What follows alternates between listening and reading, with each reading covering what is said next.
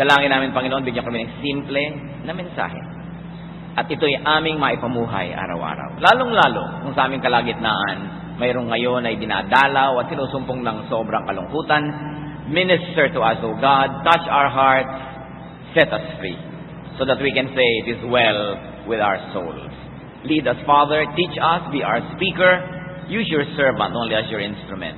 In the name of Jesus, our Lord, our teacher, we ask you, Father. Amen. Kalungkutan ang dumarating sa buhay ng tao. Meron po nalulungkot lang ng ilang saglit, merong ilang minuto, merong ilang araw, ilang linggo, pero pag yan linggo na binibilang, it can lead to depression. It can lead to a clinical case wherein people are no longer thinking clearly. They are no longer in command of their faculties, at maaaring makagawa sila ng mga bagay na kung nasa mas matinu silang antas ng pag-iisip, ay hindi nila magagawa. Kaya dapat ang lungkot ay hinaharap, tinatalo, o kaya ay nilalampasan. When lonely, change your body chemistry. Loneliness is a chemical disposition. Ang lahat po ng creation ng Diyos, hindi hiwa-hiwalayan. Yung arithmetic, mathematics, numbers, nasa tao yan, nasa halaman, nasa mga ibon. Yung physics, nasa atin. Ganon din yung chemistry, electricity. May electricity na umanda sa ating katawan. Merong chemistry yan. Kaya napakahalaga, change your body chemistry. Sa katunayan, isa pong propeta ang sobrang lumungkot at gusto na niyang mamatay, pero nung naiba ang body chemistry, naiba na rin ang kanyang pananaw at gusto na uli niyang mabuhay. 1 Kings 19:7-8, the angel of the Lord came back a second time and touched him and said, "Get up and eat, for the journey is too much for you." So he got up and ate and drank. Si Elijah, isa sa mga pinakadakilang propeta na naglakad sa balat ng lupa, dumating sa sobrang lungkot na hinihiling niya sa Diyos, bawiin na ang kanyang buhay. At nangyayari po yan sa mga taong sobrang lungkot, parang nawawalan sila ng dahilan para mabuhay, kaya yung mga iba nagpapakamatay pa nga. But such a desire is not normal. It is brought about by chemical, among other configurations in the human person. Kaya dapat i-isolate at bigyan ng lunas ito. So when you are lonely, when you're very lonely, eat, drink. At kung kailangan na uminom ka ng gamot na ipinrescribe sa'yo ng doktor, take medicine. In fact, even psychiatry leans heavily on chemistry. Kaya pagka ang mga pasyente sa psychiatry ay depressed, binibigyan niya ng mga medicine na you can call uppers, pampasigla. Pag hyperactive naman, binibigyan ng downers para medyo humupa-hupa at pumayapa. So we are chemistry. Kailangan ay binabalanse yun. Kaya kita ninyo, pagka ang mga kababaihan ay nagme-menopause, and they say there's also such a thing as a male menopause, chemical changes happen in the body, naiiba yung mood, nagkakaroon ng mood swings. Chemistry. Kaya yung mga babae, pag meron silang mga monthly period, ano nangyayari? Meron silang kumisang kakaibang mga nararamdaman sa katawan na nagpamanifest sa kanilang asal, sa kanilang ugali.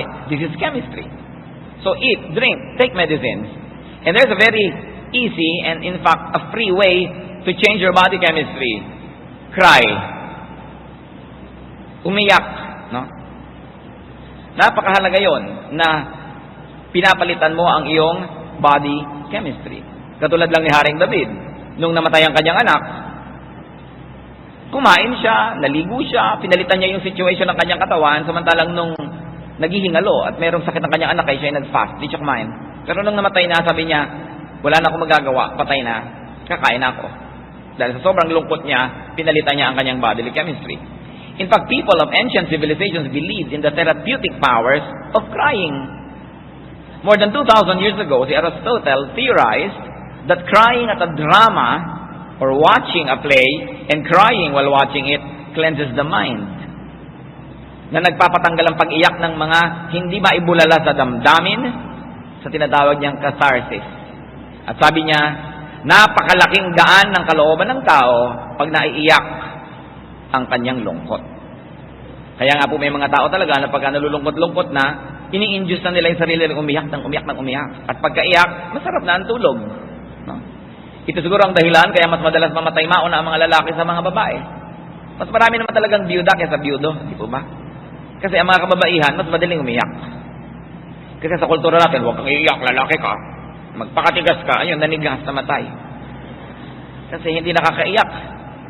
That's why many people go to tearjerkers, yung mga pelikula na talagang sobrang lungkot. At saka nanonood ng mga telenovela na talagang sobrang lulungkot. Kasi nagkakaroon ng tao ng excuse para iiyak. Hindi lang yung lungkot ng kwentong pinapanood nila, pati mga sarili nila mga lungkot. Lumalabas yung luha. At pag-alaman po ng mga nagsasaliksik na yung luha, siniyasat nila yung chemical composition, that it has many toxins found in stressed out muscles. Maraming laso ng katawan lumalabas kasama ng luha. Kaya yung talagang magaling umiyak, madaling din mag-relax. Libre pa. Change your body chemistry. Bukod sa kumain, uminom, umiyak, perspire. Mga kapatid, makinig kayo mabuti kasi libre to. Pag nalulungkot kayo, mag-exercise kayo. Move your body, walk, run, do martial arts exercises, dance, papawisin ninyo ang inyong katawan. Sinabi na namang dalubhasang nag-aral na ang paggalaw ng katawan ay talaga nakakapagpagaling maski ng mga sakit. At hindi lang sakit ng katawan, kundi sakit ng damdamin, mga lungkot, at mga malalalim na mga pighati. Dance is considered especially a very efficient form of therapy. Dance, or movement therapy as it is called in some circles, has been used for centuries as a way of improving mental and physical well-being. No? Pati sa paggalaw, si Elijah nga, nung nakakain, nakagalaw, at nung nakagalaw, sumigla uli ang buhay. 1 Kings 19:8, strengthened by that food, Elijah traveled 40 days and 40 nights until he reached Horeb, the mountain of God. There he went into a cave and spent the night. Nung sobra siyang depressed, gusto niyang mamatay, pinatulog, pinakain, pinainom, nakagalaw, at sumigla uli ang buhay. Mapalad po tayo kung hindi tayo paralyzed dahil pwede tayong gumalaw. Ngayon, ang ating mga kapatid na merong paralysis, may karamdaman, hindi maikilos ang katawan, kailangan nilang pairalin at paandarin ang lakas ng kanilang isip para mapaandar nila ang kanilang isip kung sakali mga ang katawan ay hindi mapaandar. The human body is an amazing creation that we can always find ways to compensate for the things that we cannot do or things that we do not have. Yung mga wala sa'yo, nagagawan mo yan ng paraan. Kaya kaysa maingit ka, halimbawa, ikay paralyzed, naingit ka doon sa hindi makagalaw, lalo ka lang magkakasakit. Kailangan gumawa ka ng paraan na paggalawin, kung hindi man ang iyong katawan o mga maliliit na bahagi ng iyong katawan, paggalawin mo ang iyong isip. At paggalawin mo ang iyong mata, kumurap ka ng kumurap, kumindat ka ng kumindat, do something, dahil movement changes your body chemistry. Kaya uulitin ko mga kapatid, lalo yung mga malulungkutin, ang dami naman natin kasing opportunity malungkot ngayon eh.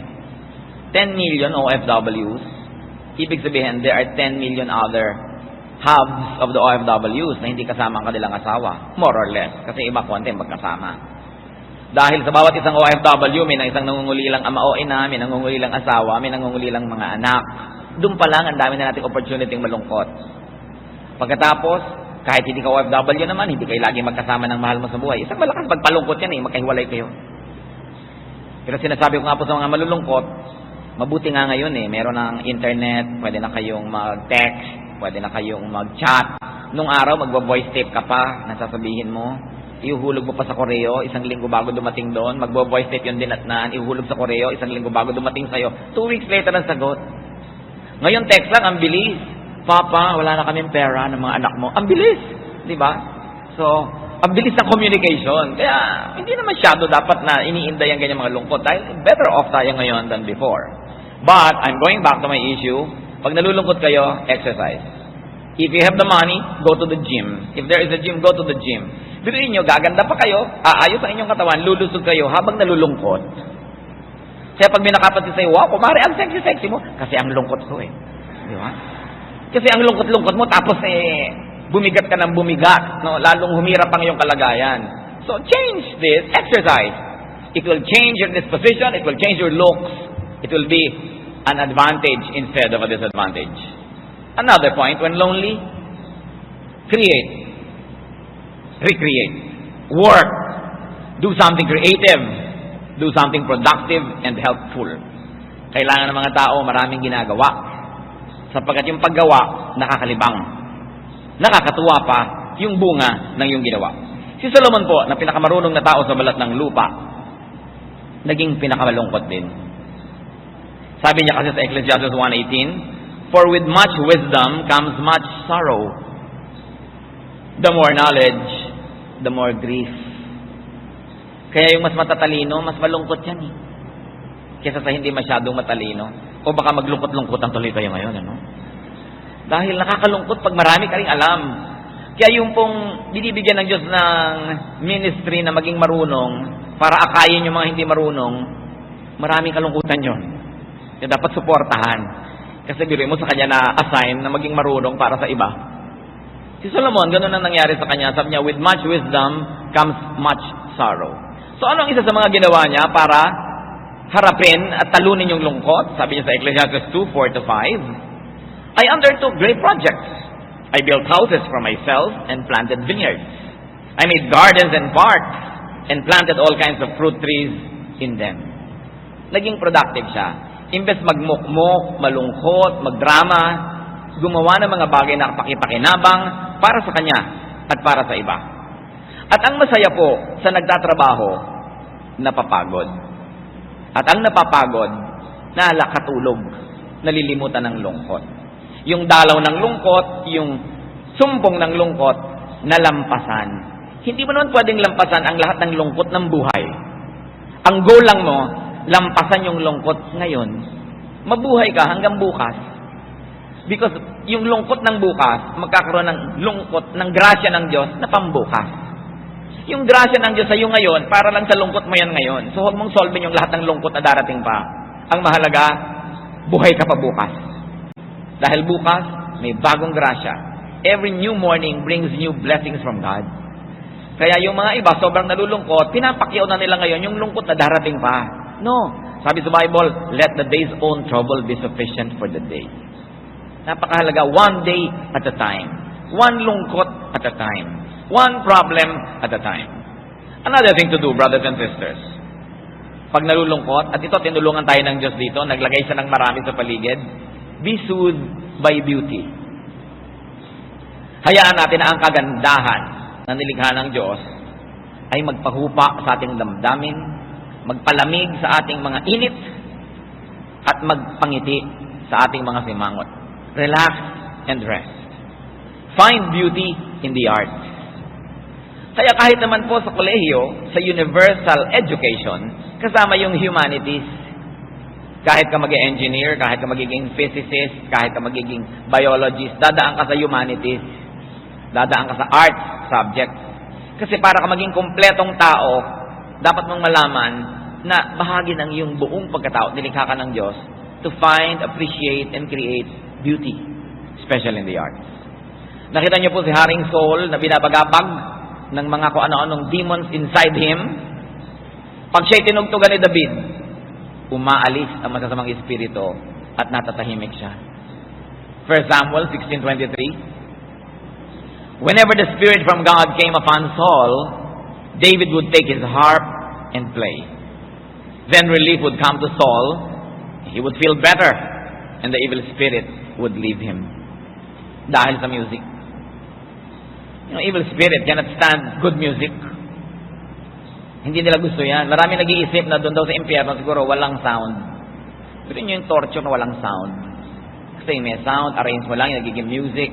It can entertain you. Appreciate the arts. Look at beautiful things. Nilikha tayo ng Diyos na may likhas na kagandahan sa ating kalooban. At maganda na ito'y tapatan ng kagandahan na nasa labas ng ating pagkatao. Sapagkat pag nagtatapat yung dalawang yan, yung kagandahan sa iyong loob at kagandahan sa labas, may kapangyarihan na dumarating sa tao. We were fearfully and wonderfully made. And we were wired in creation for beauty. That's why you have to beautify your surroundings. Kahit maliit ang bahay, ayusin, huwag magulo. Para you are surrounded by order because God is God of order and you're surrounded by beauty. Sabi nga ni Mrs. Marcos, a man who doesn't appreciate beauty is only half a man. Hindi lang pambabae yung beauty, no? Dapat ang lahat ng tao, nagugustuhan mo yung mga bagay na magaganda. What else do you do when you're lonely? Change places. Lumabas-labas ka sa yung kuweba kung nalulungkot ka. Makinig kayong mabuti mga kapatid, lalo yung mga malulungkutin, kadalasan, lugar, yung nagpapalungkot sa inyo, hindi nyo napapansin. Na kuminsan iniisip mo, ba't nga ba ang tagal ko nagtiyaga sa ganitong uri ng kwarto? Ba't hindi ko man lang pinaganda? Ba't hindi ko man lang nilagyan ng magagandang picture? Bakit ako nagtiyaga na nakalagay dito sa dilim-dilim na kalagayan na ito? Bakit ba nagpapagawa ako ng banyo, wala man lang kabinta-bintana? Ang dilim-dilim, puro lumot. No? Imbes comfort room, discomfort room ang mga banyo. Yung mga parang hindi na inisip mga tao na the place actually has an effect on you. Hanggat maaari, as much as safety or other practical considerations will allow, have open windows. Let the wind blow inside your house. Kailangan palitan yung scenery. No? Change your environment. Get out. Breathe fresh air. At salamat naman, meron namang napupuntahan ng mga park. Meron namang mga tabing dagat. No? Diyan nga mapalad yung mga taga-probinsya. Ang daming open spaces. Sa mga taga-Maynila naman, ibang mga city, may mga mall naman, may mga park. Breathe fresh air. And when possible, look out at distant views. Yung eto lang yung dingding, kaharap mo lang lagi, nakakalungkot yan, hindi napapansin ng mga tao. No? Kaya yung mga accountant, yung mga antrabaho, laging mga paperwork, may tendency lagi yan malungkot. Kasi lagi kang nakasubsob sa kaprasong view, maliit na kwarto usually, lalo't inilalagay pa yung mga accounting at mga sales office sa mga basement, nakakatulong yan na lumungkot ka. Ngayon, kung hindi mo yun magawa, mapalitan kasi empleyado ka doon, every time that you can, go out and enjoy great scenery and great vistas. Nilikha ng Diyos sa mga tanawin para magdagdag sa ating kasiyahan. Kaya pag pinutol natin yung connection natin dyan, nagkakaroon tayo ng karagdagang kalungkutan na hindi natin naiisip. Yun pala ang dahilan. Ngayon, kung iniwan ka pa ng papa mo, tapos ganun pa nakasubsub ka pa doon, dumadagdag talaga yung kalungkutan mo. No? Napakahalaga na gagawin mo. Change the environment. Pati si Ruth, si Naomi, no? Sa book ng Ruth, namatay ang kanyang mga anak, namatay ang kanyang asawa, so change of scenery siya. Anong ginawa niya? Uuwi na lang siya sa kanyang bayan.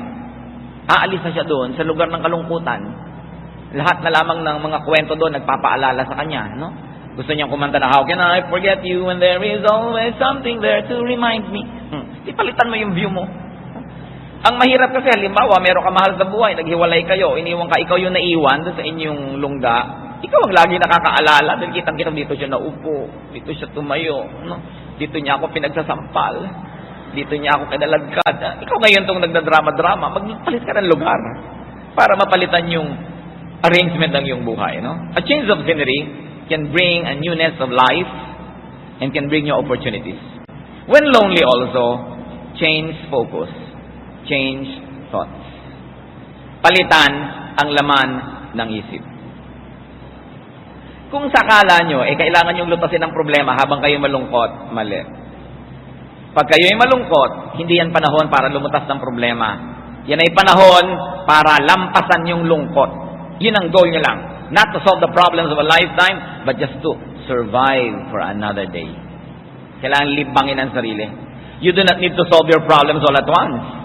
Especially when loneliness is all over you, and especially during the time of depression. Nalulungkot ka na, magpa-problem solve ka pa, di lalo ka lang nabigatan. Dapat, ang goal, kailangang palayasin ang lungkot na ito. So far, paano tayo papalayas? Kakain, iinom, mag-exercise, lalabas, papalitan yung scenery, etc., etc. No? The important thing is to survive the attack. To survive for another day where there will be another supply of God's grace. Sabi sa Bible, your blessing is new every morning. Pag sinabi nyo, gutom na gutom ako, uhaw na uhaw ang aking espiritu, gusto pa nang mamatay. Pero sabihin, no, hindi ako mamamatay ngayon kasi bukas may bagong supply ang Diyos. Darating yon. Kailangan nandun ako pag dumating yung blessing na yon. Hindi ako nakalibing. Kailangan niya ng policy ng tao. No? 2 Samuel 12:22-23. Nung namatayan itong hari, no? While the child was still alive, I fasted and wept. I thought, who knows? The Lord may be gracious to me and let the child live. But now that he is dead, why should I fast? Can I bring him back again? I will go to him, but he will not return to me. Ito po ang wisdom ni David. Meron siyang anak na nag-aagaw buhay. Habang nag-aagaw buhay, hindi siya kumain, hindi siya naligo, nag-fast talaga siya, nanalangin lang nanalangin. Hindi ngayon malaman ng kanyang mga tauhan kung paano sasabihin sa kanyang namatay na ang bata. Sabi ng mga tauhan, kung nung buhay pa, ganyan ang nangyari. Hindi kumain, pinabayaan ang sarili. Ano pa ang gagawin niya ngayong namatay? Hindi nila malaman na sasabihin, halata ng hari na sila'y balisa. Bakit kayo ganyan? Patay na ba? Opo, patay na. Nagulat sila sa ginawa ni David. Naligo, nagbihis, naglotion, nagpaluto, kumain. Bakit ganyan ang nangyari? Sabi ng mga tao, sabi niya, nung may magagawa pa ako, ginawa ko lahat. Pero ngayong wala na, ibibigay ko na sa Diyos. Total, susunod ako sa Kanya at hindi na siya makakabalik sa akin ngayon. Sabi kaya, kakain na ako, maliligo, aayusin ang sarili, itutuloy ang buhay. Nawa tayo na mga hindi naman naiiwasan na mangulila, iwan ang ating mga mahal sa buhay at mauna sila doon sa kabilang buhay. Habang buhay, gawin natin na magagawa natin. Magpuyat ka, magbantay ka, maghihirap ka. Pero kung kinuha na ng Panginoon, nasa kabila na, dapat mo nang ituloy ang buhay mo. Nagawa mo na naman ang pwede mong gawin eh. Maligo ka na, magpabango, ayusin ang mukha, kumain. Dahil magkikita naman kayo pagdating ng panahon. Sabi ni David, hindi ko na siya mapapabalik dito. So ang akin na lamang na ginhawa sa isip ko, pupunta naman ako sa Kanya pagdating ng araw. Pero habang hindi pa ako pinapapunta doon ng Diyos, nandito pa ako, I will have a full life here. Because life is a gift from God. It must be nourished, it must be enjoyed, even when loved ones go ahead in death's dateless night. Napakagandang isipin yan, mga kapatid, na gawin ang lahat ng pagpupuyat, pagbabantay, pero kung sakaling eto na, nandyan na, panahon na para damputin uli natin yung mga bahagi ng buhay natin na pinabayaan natin nung tayo nag-aalaga, nung tayo nagsisikap na pahabain ang buhay niya. Sapagkat ang buhay na ito, bagamat ginadalaw ng kalungkutan, ay huwag natin dapat kalimutan na regalo ito ng Diyos. Dapat itong mahalin at dapat na ipamuhay sa pinaka masarap na pwedeng buhay. Because life is a gift. No? The attitude of David could be a good model for the bereaved. No? Ngayon, napakahalaga mga kapatid, yung pag-change ng thought. Kung kayo ay merong kilala na nalulungkot, na may problema, huwag kayo ang magbubukas ng topic. Alam mo, may problema siya sa asawa. Tapos nagkikita kayo bukas, magkakape kayo, ikaw agad, ano na nangyari sa asawa mo? No. Dapat yung taong nalulungkot, ang bigyan nyo ng privilege kung gusto niyang buksan o hindi. Hindi para sa atin buksan yung sugat niya. Pero kung gusto niyang buksan yung sugat, nagbibigay siya ng mga hint na yun ang gusto niyang pag-usapan, sakay ka lang. Sige, pag-usapan natin. Pero hindi para sa iyo buksan yun at kalkalin. Kasi ang tao pong nalulungkot, ang taong namimighati, napaka-sensitive. Konting kante, konting hipo mo lang, sakit na sakit. Kaya kailangan siya ang magbibigay ng permiso sa iyo na pwede natin pag-usapan, kaya ko ngayon.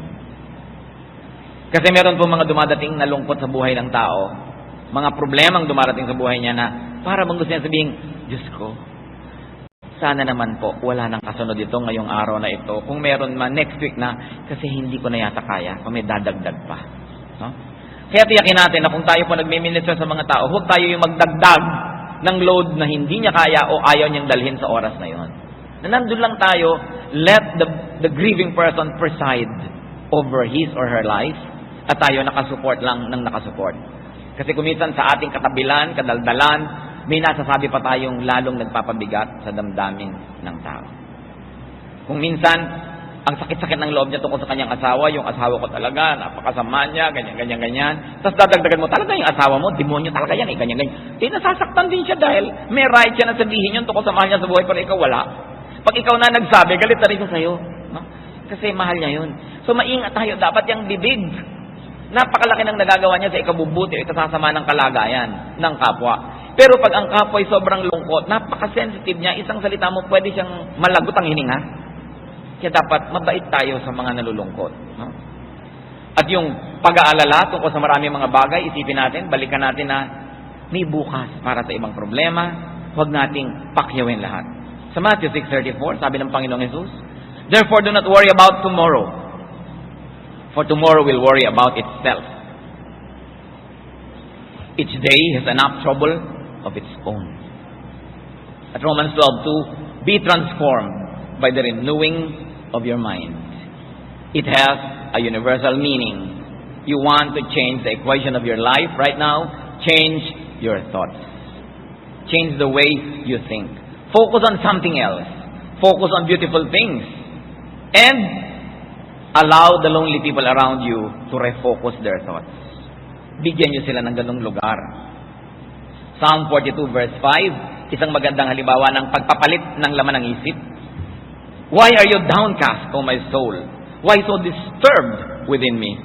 Put your hope in God, for I will yet praise Him, my Savior and my God. So nakita nyo, from downcast and disturbed to hope and praise. Sabi niya, bakit ka nga ba nalulungkot? Ha? Kaluluwa ko, sarili ko, kalooban ko. Bakit? Tigilan mo yan, sabi niya. Bakit sobra ka nababagabag? Umasa ka sa Diyos. Purihin mo ang Diyos at maiiba ang lahat. So kung nalulungkot na nga, huwag nang dagdagan man ng lungkot, ibahin ang iisipin. Philippians 4:8, finally brothers, whatever is true, noble, right, pure, lovely, admirable, if anything is excellent or praiseworthy, think about such things. Yan ang pagtuunan mo ng pansin. Sabi niya, yung maganda, yung mabuti, yung kahanga-hanga, yung nakakapagpasaya, yung nakakapagpaangat ng damdamin. Yan ang pagtuunan ng pansin. And very importantly, when you're sad, do something enjoyable. Have you heard of one of the most effective therapies of all? It's called retail therapy. Shopping. No. Napakalakas magpalibang ang shopping. Sabi niya, walang pera. Kaya sasabihin ko ang next kong mensahe, mga kapatid. Kahit gaano kahirap ang buhay, kahit gaano kayo kuminsan kakapos, mag-ipon kayo ng pang-shopping money pag nalulungkot kayo. Save some money to splurge in times of loneliness. Pero kayo dapat alkansya na nakalagay sa labas, lungkot fund. Diba? Hindi ko ito gagastahin dahil masaya ako. Masaya na nga ako, gagasta pa. Diba? Hindi ko ito magagastahin na pang blowout. Hindi ko ito gagastahin dahil may gumraduate. Pag nalungkot ako, uubusin ko to. Hindi ko pag-iisipan na sayang. Kasi yung nailigtas niya ako sa pagiging baliw na hinahanap ko si Basilio, hindi sayang yon. Dapat meron kang shopping money. When lonely, put money to work. No? Sabi sa Ecclesiastes 10:19 ni Solomon, a feast is made for laughter, and wine makes life merry. But money is the answer for everything. Kita nyo? Nakakapagpasaya yung pera. Hindi lagi, pero madalas. No? So, mag-ipon-ipon kayo ng tawag? Lungkot fund. Diba? Ngayon, ang ipanalangin nyo, hindi nyo magamit buong buhay. Sana nga. Pero kung sakali, meron kayo nun. Meron naman mga tao, napaka-miserable, walang maibili kahit lason kung gusto magpakamatay. Wala man lang naimpok. No? Kailangan nag-iipong-ipong ka na pangpasaya sa buhay kasi dumadalaw ang lungkot. Mga wives, di ba? Mag-ipon-ipon kayo. Pagka biglang nawawala ang asawa nyo, hanapin sa tawi-tawi, dapat may pamasahe naman kayo. Ang hirap-hirap nung balisan-balisa ka sa buhay, may nabalitaan ka nasa tawi-tawi, wala kang pamasahe. No? Nakatingin ka lang sa picture sa kalendaryo sa dingding nyo at pinag-uumpugan mong ulo mo dahil wala ka man lang. Ang hirap namang malungkot na walang-wala ka pa, no? So, kailangan pinaghahandaan ng ganyang bagay kasi dumarating. And when lonely, what else do you do, brothers and sisters? Talk. Let it out. Confess. Napakalakas magpagaan yung nagko-confess ka. No? Gumaan. Kaya lang ang bumigat, yung pinag-confessan. Pero ang bigat-bigat ng loob mo, tapos yung sa asawa mo, pagkaganing kong loob ko, sasabihin ko sa'yo, pinagtataksa lang sa the last 50 years. Ay, lumog din ang loob ko. Sabihin nga tumbay yung asawa mo, namatay. Dahil lumipat sa kanya yung bigat. But confession really does help. No? Yung nagko-confess ka, nagsasabi ka, share. At napakaganda po ng Tagalog dyan. Wala nang gaganda pa. Huminga. Sabihin ako, makahinga man lang ako, ihinga ko man lang itong aking sama ng loob na ito. No? Kailangan ng tao nakakahinga. Kaya mahalaga na meron tayong nahihingahan. Nehemiah chapter 2 verses 1 to 3. Sabi nitong propetang si Nehemiah, dahil siya ay tagabigay ng alak sa hari, sila ay bihag sa ibang bansa. I took the wine and gave it to the king. I had not been sad in his presence before. So the king asked me, why does your face look so sad when you are not ill? This can be nothing but sadness of heart. Alam niyo po, sa presence ng royalty, bawal lumungkot. Bawal ang sakit ng ngipin, bawal ang lahat ng uri ng sakit. Kasi dapat hindi mo binibigyan ng kabigatan ng damdamin ng namamahala. Sapagkat naniniwala ang lahat na kung magaan ang kanilang pakiramdam, higit lalong magiging magandang pag-iisip at lalo silang makakapamuno.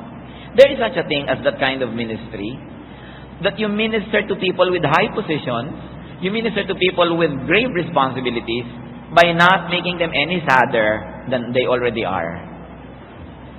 Kaya sinabi itong si Nehemiah, hindi ko naman ugali na magpakita ng mahabang muka sa harap ng hari. Pero sapagkat napakatindi ng kanyang kalungkutan, hindi nailihim ng kanyang expression. At yung hari naman talaga, deserving maging hari, sensitive, marunong. Sabi niya doon sa nag-aabot, ba't ganyan ang mukha mo? Kang lungkot-lungkot. Siguradong wala nang ibang dahilan, kundi yan ay sadness of heart. At dahil na expression, nahanap ng kalutasan yung ikinalulungkot niya at nagkaroon siya ng kasiyahan. Now, because you have to share, dahil kailangan tayong huminga, pre-depression preparation is needed. Anong ibig nating sabihin? Sapagkat alam mong darating at darating ang mga araw ng lungkot at napakahalagang meron kang nahihingahan, dapat bago pa dumarating ang mga araw ng lungkot, mga kapatid, meron na tayong mga kaibigan, kapalagayang loob. Handa na silang makinig sa atin dahil matagal na rin naman tayong nakikinig sa kanila. It is very important to have confidence. Yung mga napagtatapatan mo, napagsasabihan mo ng mga bagay-bagay. Kasi, pressure cooker man, kailangang makahinga yung usok niya. Hindi pwedeng nandun lahat sa loob dahil sa sabog. Kaya napakahalaga nung meron ka mga kaibigan na nino-nurture mo, nino-nourish mo, inaalagaan mo yan, hindi yung sobra ka ng busy, wala ka ng time sa kanila, iniaagaw mo yan ng panahon. Na kahit yung kaibigan mo na iba yung relihiyon, na iba yung paniniwala, kaibigan mo pa rin yun, hindi na iba na yung relihiyon niya magkaaway na kayo. Hindi ka naman nakakatiyak na lahat ng kasama mo sa bago mong relihiyon, magiging kasundo mo rin, nakakaaway mo rin naman yan. Kailangan yung pagkakaibigan, ginagalang yan, kahit anong kalagayan ng tao. Siya man ay umunlad o kabaligtaran nun, umatras o umabante, siya man ay nagtagumpay o nabigo, siya man ay luminis o dumumi, siya man ay bumanal o nagkasala, kaibigan is kaibigan. That is a sacred relationship. And God had provided these avenues for friendships because He knows that it's through the ministration of friends that we can survive many lonely days. Kumisa nga yung mga mag-asawa, kaya ka lang nagsusurvive sa problema niyong mag-asawa kasi may kaibigan kang nahihingahan. Proverbs 17:17, a friend loves at all times, and a brother is born for adversity. Sinadya ng Diyos na ang pagpapakaibigan at pagiging mga kapatid ay para talaga sa panahon ng hirap, hindi lang sa panahon ng saya. Ngayon, ikaw maka-Diyos, Bible-based, born-again, evangelical Christian, nakakahinga ba sa iyo ang iyong mga kaibigan? O nagsisimula pa lang sila dyan-judge mo na evil yan, mali yan, sin yan, hindi na makakibo sa iyo. No? Hindi ka na makaka-minister sa kanila pag gano'n kaka-judgmental. There is a time to preach. Sabi nga sa Ecclesiastes, there is a time for everything. There is a time to be silent. There is a time to speak. So kailangan na tayong mga kaibigan. Proverbs 18:24, there is a friend who sticks closer than a brother. It's precious to have friends. So offer your ears and listen. Hindi naman ikaw lang lagi ang papakinggan. Whenever you are the strong one, then be the listener. Be the comforter. Because your time may come when you are the one who needs the comfort, then you will be the speaker and the other person, the listener. Kadalasan naman, kahit hindi ka bigyan ng payo, yung makahinga ka lang, lumuwag na Kailangan lang maihinga. At yun, ang mga wika po natin sa Pilipinas, ang mga iba natin mga wika, meron din silang word for that. Ang ibig sabihin din, ihinga mo, sabihin mo, ilabas mo. So, anong payo ng Proverbs 27:10? Do not forsake your friend and the friend of your father. And do not go to your brother's house when disaster strikes you. Better a neighbor nearby than a brother far away. Hindi tayo pinipigil na pumunta sa kapatid, pero ang context nito, malayo yung kapatid mo, may kapitbahay ka, di diyan ka na pumunta sa kapitbahay. So, ang moral lesson, makipagmabutihan sa kapitbahay. Kasi may mga kapatid ka man, kung malayo, baliwala rin yun. Ang mahalaga, maganda ang relasyon mo doon sa mga taong malapit sa iyo. Ngayon, kung wala kang ganitong karamay, may mga tao sumusuling sa mga professionals, sa mga psychiatrists, counselors, at huwag niyong mamaliitin, may mga nagpupunta sa mga GRO at mga hostess. Alam niyo kung bakit? Wala nang masabihan eh. Napakadalas minamasama natin yung mga babaeng ito, mga hostess sila, mga GRO, kukuya-kuya-koy, chichiklet-chiklet, nakikinig sila ng mga problema nito, mga lalaking ito, gaganyan-ganyan. Pero hindi natin alam na nakakaminister din sila. Kaysa magbaril na yung tao dahil wala na mapagsabihan, walang mapagtapatan. At alam niyo kung bakit kuminsan sa mga ganito pa uri susuong at pupunta ang marami? Kasi judgmental tayo. Na i-communicate ba natin sa ating mga anak na ano man ang problema nila, pwede nilang sabihin? O takot sa magulang sobra? Kaya kuminsan, the parent is the last to know. Nakapitong abortion na pala yung anak, hindi alam ng nanay. Bakit kuminsan, parents are the last to know? Because we communicate to them an air of judgmentalism. That they cannot tell us certain things. No? Ayaw natin madinig. We bury our head in the sand and we pretend that the world is pink and beautiful when our own children have problems. Mga kaibigan natin, hindi nakakapagtapat sa atin, nagbabalat kayo, itinatago ang mga tunay nilang mga nadarama, kasi hindi tayo nakakapag-communicate ng openness na unconditional love. Kung ano ka man, ano man yung problema mo, anong naradama mo, dadali natin yan together. So hindi nagsasabi. For every person that commits suicide, there are probably 100 others to be blamed also. Dahil bakit nandyan lang sila, hindi sila nasabihan? Kasi hindi sila nakapag-communicate na pwede silang sabihan. Mahalaga ang tao nakakahinga. Pag may problema ang mahal natin sa buhay, hindi panahon yan para maging matalino. Hindi panahon yan para maging moral. Hindi panahon yan para maging correct and righteous. Panahon lang yan para magpagaling ng sugat. Panahon yan para magmahal, mag-aruga, tumanggap ng walang patakaran. At kung matino na, lumakas na yung tao, nakarecover na, kung meron mang dapat pag-aralan, doon pa lang dapat pag-aralan yon. Nakakalungkot kung minsan, ang pagsisisi lagi nasa huli ng mga magulang kailangan magsisi ng anak nila, naglihim sa kanila, lumubog sa problema dahil nauna ang takot. So it's important when you connect with the source of your happiness. Dali naman mag-connect ngayon. A call, a text, an email, a chat, connect ka na. No? Napakarami ng paraan ngayon para makakonect ang tao. So avoid needless disconnection. Avoid needless everything or nothing arrangement. Lalo sa mga mag-sweetheart. Kaya naman ang lungkot-lungkot mo, ayaw mo lang mauna mag-text eh. Kung nag-text ka lang, text na rin siya dahil hindi na rin siya makatiis. Inaantay lang mauna ka na. Di unahan mo na. Nang matapos na yung lungkot na yan. Yung mga ayaw mag-usap, hirap na. Pero ang totoo, mauna lang siya. Diyos ko, paunahin mo lang po because of my pride naman. Kahit konting-konting una lang. Kahit smiling, pwede na. No? Tapos, kakausapin mo. Dalawang text lang nagpalitan, natanggal na yung lungkot mo. Bumalik na yung saya mo. Bakit di mo gawin? Pinapahirapan mo yung sarili because of pride. Pag may mga tao nagmamahalan, tapos hindi sila nag-uusap, nag-aaway sila, nakakalungkot yun. Pareho rin namang nalulungkot. Parehong gumagawa ng mga kabalbalan para malibang. Why not do the easier thing and be the first one to reconnect? Dahil pag mahal ka rin naman yan, isang hi mo lang, mamaya may sagot na uli yan sa'yo. Tapos na, problema nyo. Kung bakit gano'n, yung mahal na mahal mo sa buhay, yung hindi lang mag-text, problema mo, laki-laking bagay. Pero isang text lang, para ka nang dinala sa paraiso. Piso lang. Diba? So, dalian. Connect with the source of your happiness.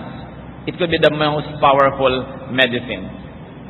And if this is not possible at all, because that person does not want to connect with you, halimbawa, connect with an empathizing person. Or connect with an enjoyable companion. Kaya mahalaga kung may mahal ka sa buhay, meron kayong common friend. Para kung kayo nagkasira o whatever, meron ka malang nahihingahan, nakilala rin niya yung karakter ng buhay mo na yon, lumuluwag ang iyong kalooban. We were created by God to need other people and to be needed by other people. But you have to invest time, energy, a lot of love to nourish such a relationship. And of course, above all, when you're lonely, how to survive it? Connect with God. Kailangan pa bang i-memorize yan? Diba? Pray. Worship. 1 Samuel 1:10 and 12 to 16. In bitterness of soul, Hannah wept much and prayed to the Lord. As she kept on praying to the Lord, Eli observed her mouth. Hannah was praying in her heart and her lips were moving, but her voice was not heard. Eli thought she was drunk. and said to her, "How long will you keep on getting drunk? Get rid of your wine." "Not so, my lord," Hannah replied. "I am a woman who is deeply troubled. I have not been drinking wine or beer. I was pouring out my soul to the Lord. Do not take your servant for a wicked woman. I have been praying here out of my great anguish and grief." And because of that, God honored her situation and gave her relief. Marami tayong mga relief. Merong advisable, merong dangerous, katulad ng sinasabi nating relief in the hands of professionals, sometimes in hostesses and GROs. We are not saying that's a good thing to do, but what we're saying is, bakit nagpupunta doon yung asawa mo, hindi mo ma-comfort? Diba? Bakit kailangan humanap ng ganitong uri ng mga libangan? May pagkukulang ba tayo sa mga mahal natin sa buhay? Hindi natin agad-agad na sinisisi yung ganyang mga tao at ganyang mga professionals. Sapagkat nagkakaroon tayo ng mga pagkukulang, kaya nagkakaroon ng pangangailangan sa mga ganong uri ng mga paglilingkod. Malaki at malawak yung buong istorya. Hindi mo lang kwento, ito ang problema, ito masama, ito masamang babae. Bakit nagkakaroon ng ganyan sa lipunan? Sapagkat maraming pangangailangan na hindi natutugunan ng mga dapat ay tumutugon doon. We've got to think of it from a more comprehensive perspective. So, kumusta ang ating mga kalungkutan? Remember, you do not need to solve the problem of a lifetime. Just survive the day. Just survive the night. Tomorrow is another day. It will bring another blessing. It will change everything. A new sunrise changes many things. And it's very important to help others survive. When others around us are lonely, be kind. No? At kung may mga tao na dahil sila nagkakilala, nagkatagpo, naging magkaibigan, naging magkaibigan, huwag na tayong mangontrabida dyan. Rejoice that there are two less lonely people in the world. Bakit may mga tao kontrabida? Pag nakakakita na nagkakaigihan, ang gusto intrigahin, paghiwalayin. Pero pag pinaghiwalay naman, hindi naman nila sasamahan, hindi naman nila papakainin, hindi naman nila titextan, hindi naman nila papadalan ng bulaklak. Ba't ka nakikialam? 6 na bilyong tao sa planeta, ang dami-daming malungkot. Kasi hindi sila nagkakatagpo-tagpo. Ngayon, pag kami nagkatagpo, himala, huwag yun ang guluhin. Hindi ba nilang may maiaalok kayong mas mabuti at handa naman yung taong tanggapin ang inyong iniaalok, wag na kayong sumali sa kwento. Be happy that there are people who are happy. At kailangan, lagi tayong merong nakalaan sa ating puso na openness to share. Gumagaan ang problema pag pinagtutulungang dinadala. And friends, I will repeat, are very important blessings from God. Because friends multiply our joy and divide our sorrow. Aming Diyos, salamat sapagkat kayo'y mahabaging Diyos. Salamat kayo'y concern sa buhay namin. Dalangin namin, Panginoon, yung mga kalungkutan ng aming buhay ay maihanat namin ang lunas sa iyong karunungan, sa iyong mga salita. Nawa ang aming mga pinag-aralan ay mapakinabangan at dagdagan niyo pa, payamanin sa isip ng mga kapatid. Manalangin tayo mga kapatid right now. Bow to the Lord in His holy presence and let the Spirit speak to you. I like to pray for some people. With heads bowed, eyes closed, in the presence of the Almighty. Nais ko pong ipanalangin ng mga kapatid ngayon na mayroong mga matinding kalungkutan. Mahirap dalhin, mahirap harapin, nandyan. Hihingi tayo sa Diyos ng habag. Sino man sa inyo, mga kapatid, ang nais maipanalangin, meron kayong mga kalungkutan, I'd like you to stand. We're going to pray. We're going to ask God for a blessing.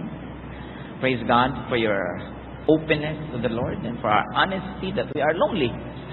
Sino ba po ang nais tumayo? Hindi yan dapat kinakahiya. Inilalapit yan sa Diyos. Inihihingi yan ng pagpapala. Sapagkat ayaw ng Diyos na tayo nalulungkot. Gusto niya meron tayong kasiyahan sa buhay, payapa tayo, tahimik. Kung meron pa pong nais mag-acknowledge ng ganitong kalagayan and say, Lord, I'm lonely. Help me. I like to be touched by you.